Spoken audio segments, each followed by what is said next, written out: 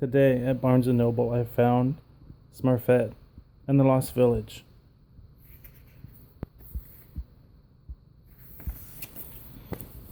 It was a beautiful day in Smurf Village, but Smurfette was sad. She wanted to have a Smurfy purpose, like all the other Smurfs. Hefty was the strongest. Brainy Smurf was the smartest, and Clumsy Smurf was, well, the clumsiest. Smurfette was different. The evil wizard Gargamel had originally created her from a block of clay. He wanted Smurfette to be evil, but Papa Smurf helped her to become good.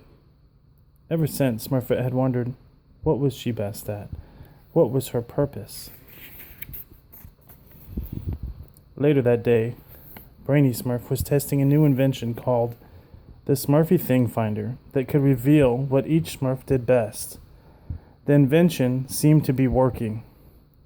It had said Hefty was strong. Maybe your machine can smurf me what I'm best at, Smurfette said to Brainy. But when she tried to use the machine, it broke.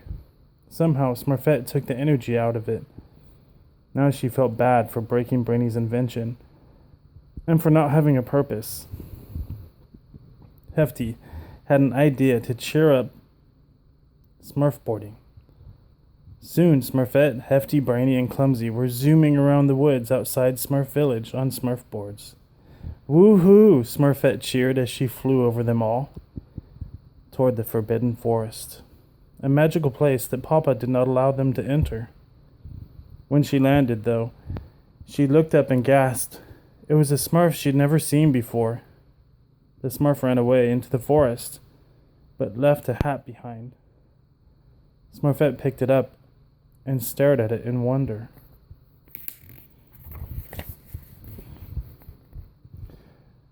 Suddenly, Gargamel's vulture, Monty, swooped in, grabbed Smurfette, and brought her back to Gargamel's lair. Gargamel wanted to steal her Smurfy magic, but was disappointed because she wasn't a real Smurf.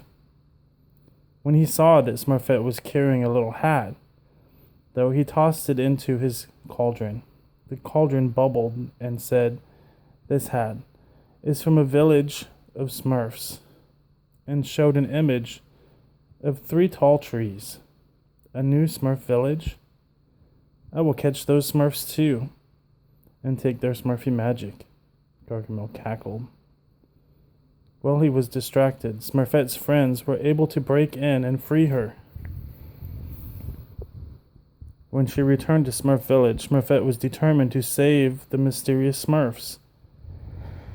She decided to set out into the Forbidden Forest to find their village. While sneaking out, she ran into Hefty, Brainy, and Clumsy. "I have to do this," Smurfette said before they could try to stop her. "If there really is a lost village of Smurfs, they need help. Maybe that's my purpose." "Yeah, well, Team Smurf sticks together, so we're going with you," Hefty said. The 4 friends entered the Forbidden Forest, but they soon realized there was a big problem in their way. Gargamel was determined to get to the Lost Village first. "All right, boys," Gargamel called to Monty and his cat Azrael. "Catch those Smurfs." "In here," Smurfette called to her friends, and they quickly hid in rabbit holes. Inside, there were tunnels with magical creatures, glow bunnies. The bunnies were very friendly, and they swept the Smurfs up into their backs. The Smurfs rode the glow bunnies as they stampeded out of the tunnels, escaping from Gargamel to continue on their journey.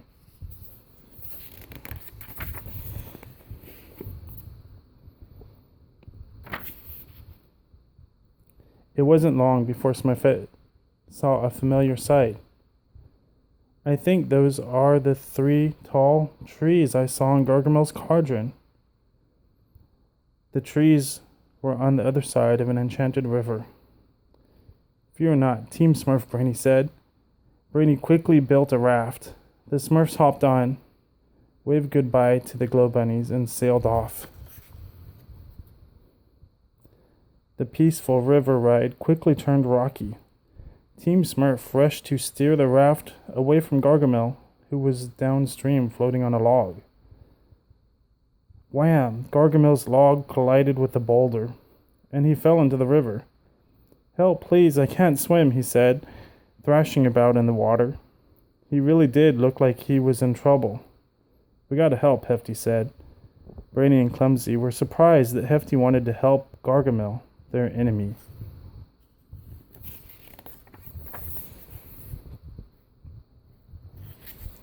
"I hate Gargamel more than anyone, but we're Smurfs," Smurfette told them.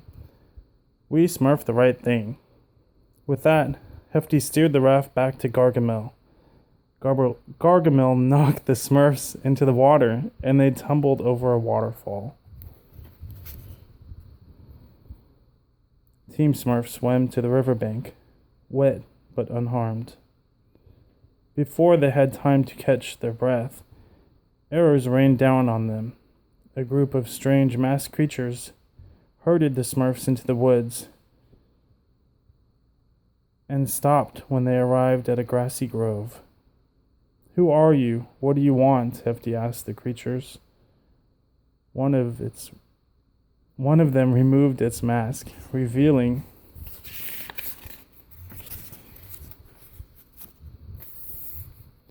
a girl Smurf. "I'm Smurf Willow," she said. "I'm the leader, and these are my friends, Smurf Blossom and Smurf Storm." The creatures began taking off their masks. They were all girl Smurfs. "Where are all your boys?" Smurfette asked. "You won't find any boys here," said Smurf Willow. "Welcome to Smurfy Grove, a village 100 girls strong." Smurfette was in shock, but there wasn't time for chit-chat. "We came to warn you about an evil wizard Gargamel," Smurfette said to Smurf Willow. Smurf Willow wasn't worried. The 3 tall trees that marked the village weren't trees at all. They were the waterfalls that Team Smurf had fallen in, and the trees that Gargamel had sailed toward were actually part of a swamp of no return.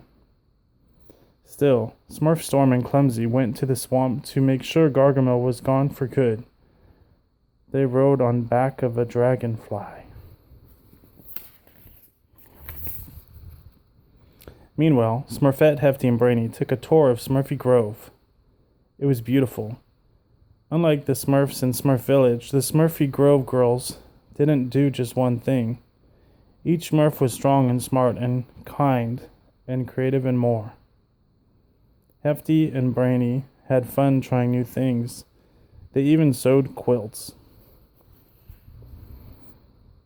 Smurfette was in awe. She flew in the air using flower petals, took archery lessons, and zipped around on leaves pulled by bees. Smurfette smiled, but then there was a commotion outside.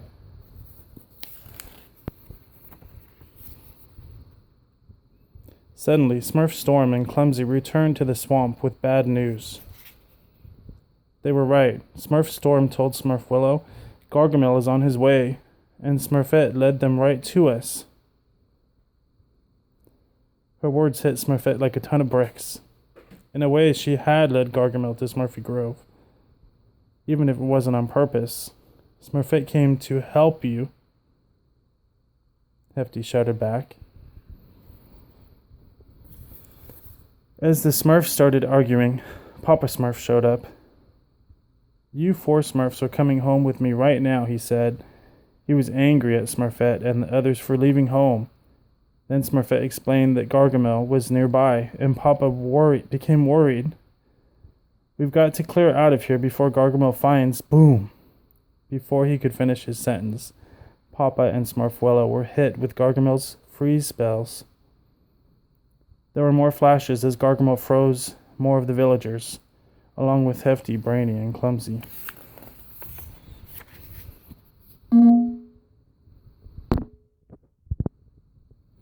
"Prepare for Garmageddon," Gargamel cackled, towering over the Smurfs. Then the evil wizard began scooping them up into a bag to take back to his lair. "Smurfette, how could you do this to us?" Smurfblossom said between tears. "Because it's her purpose," Gargamel answered with a laugh. Then he left Smurfy Grove with all of the frozen Smurfs in tow.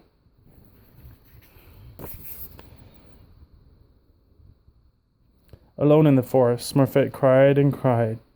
Could it be true? Had she really betrayed her friends? As she looked up, she saw Brainy's assistant, Snappy Bug, land beside her. Snappy reminded Smurfette of her great friends and that Smurfs always do the right thing. With renewed strength, Smurfette wiped away her tears and took off after Gargamel. When Smurfette arrived at Gargamel's lair, the frozen Smurfs were back to normal, but Gargamel was trying to drain them of their magic. She had to act fast. "Gargamel," Smurfette called, "I've come to pledge my loyalty. Smurf your power to turn me back into who I once was, and I'll lead you to Smurf Village. There are 95 Smurfs waiting there now. Together we'll be unstoppable." Gargamel raised his arms and cast a magic spell. "Welcome home, Smurfette." Smurfette knew something that Gargamel didn't. She was a power magnet. Just as she'd sucked all the power from Brainy's invention, she absorbed the power and magic out of Gargamel and sent the evil wizard and his pets flying through the roof. When the dust settled, the Smurfs saw that Gargamel's spell had changed Smurfette into her original form, a clay statue. They cried as they carried their hero back to Smurf Village. Smurfette had more good in her than all of us combined, Papa wept. She never believed she was a real Smurf, but she was the truest Smurf of all. As the Smurfs stood in the circle around Smurfette, the power of love, 200 Smurfs strong, magically brought Smurfette back to life. Smurfette was happy. In the Lost Village, she found out she could have more than just one purpose. She was a friend, a leader, a dancer, a captain, a flower glider, a bunny wrangler, and most of all, a true blue Smurf.